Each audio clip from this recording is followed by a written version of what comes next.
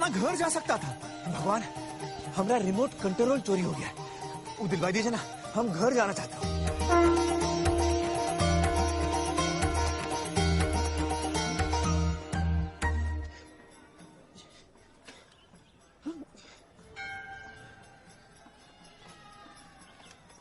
भाई साहब, भगवान का बैटरिया खत्म हो गई है का? थोड़ी देर चले फिर लुल हो गए।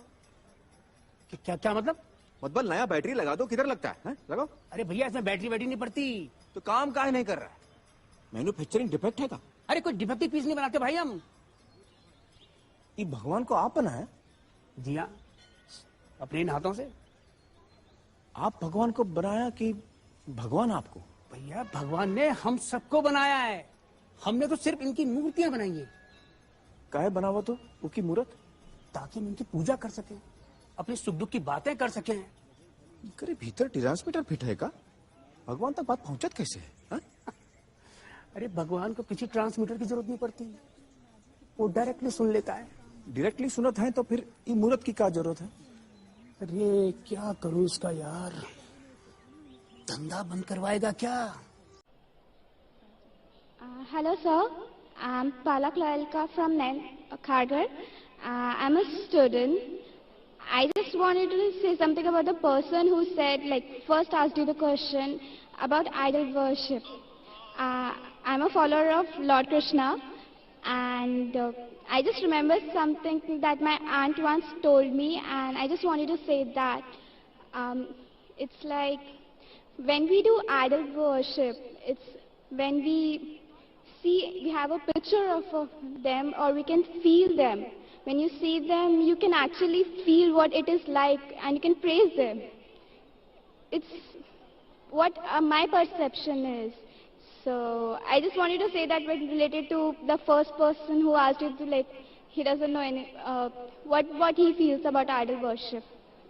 बहन ने सवाल किया है कि वो कृष्ण की पुजारी है और जब बुत परस्ती करती है, मूर्ति पूजा करती है, तो मूर्ति का फोटोग्राफ, वो उस ईश्वर का फोटोग्राफ रखती है, उस ईश्वर की मूर्ति रखती है ताकि कंसंट्रेशन के लिए, तो इसीलिए वो मूर्ति पूजा करती है।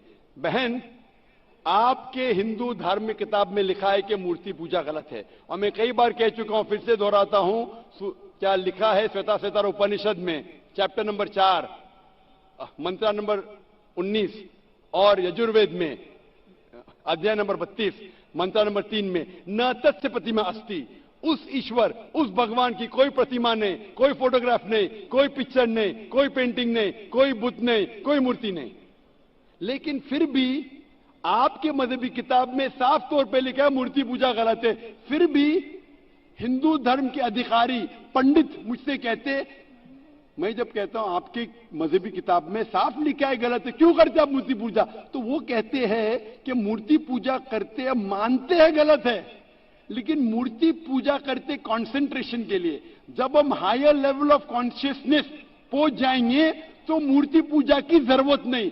पहले शुरुआत में कंसंट्रेशन के लिए मूर्ति जरूरत है, हायर लेवल पे, हायर कॉन्शियसनेस पे मूर्ति की जरूरत नहीं। तो मैं उनसे कहता हूं, उन पंडितों से और आपसे भी, हम मुसलमान हायर कॉन्शियसनेस पहुंच गए, हमें मूर्ति की जरूरत नहीं। मैं इनसे पूछता हूं कि शुरुआत में कहते हैं कि स्टार्टिंग में जरूरत है, बाद में नहीं।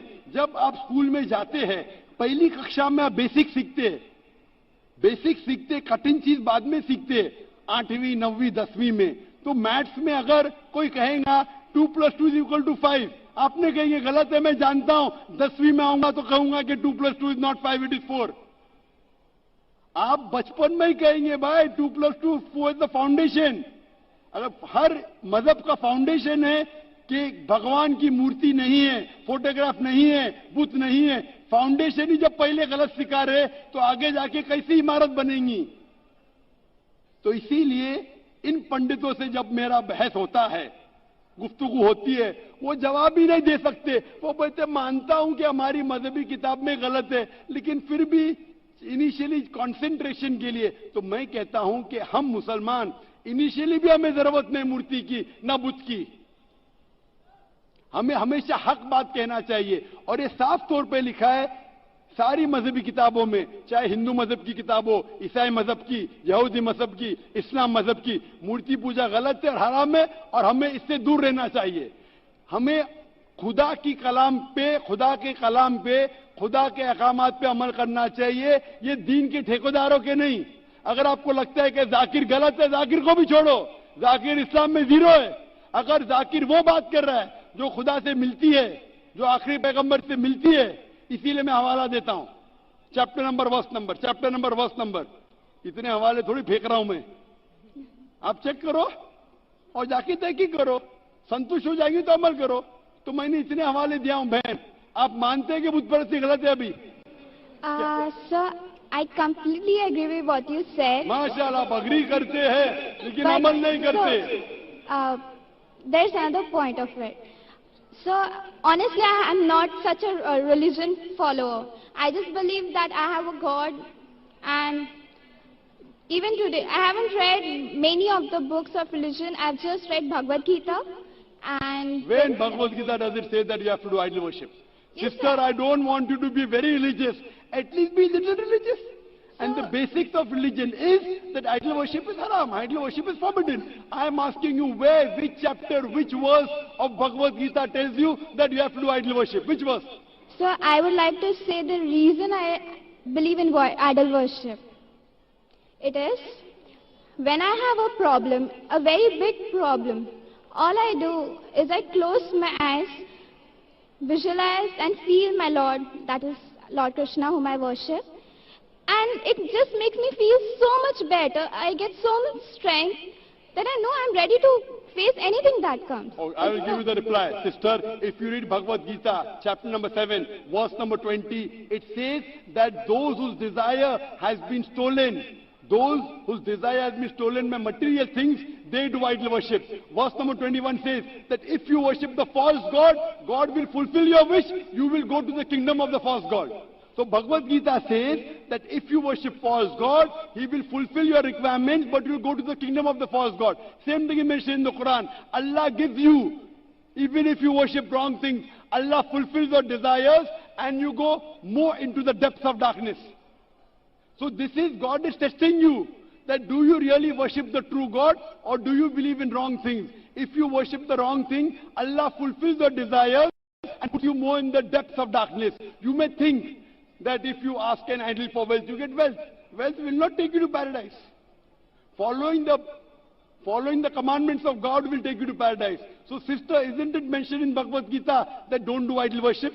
It says those whose intelligence has been stolen by material desires, they do idol worship. So do you mean, I'm asking you, are you a materialistic person? I don't think so. So then why do you do idol worship? You are going against the teachings of Bhagavad Gita. I get it. I would like to think about it. Thank you, sir. Go back home, think about it, read the translation of Bhagavad Gita, and I request you to even read the translation of the Quran. Yes, sir, I Inshallah, you read the translation of the Quran, and inshallah, I will ask the sisters to give an English translation. And if you are satisfied, it will show you the true direction of how a life should be led. Thank you, Hope that sir. answers the question.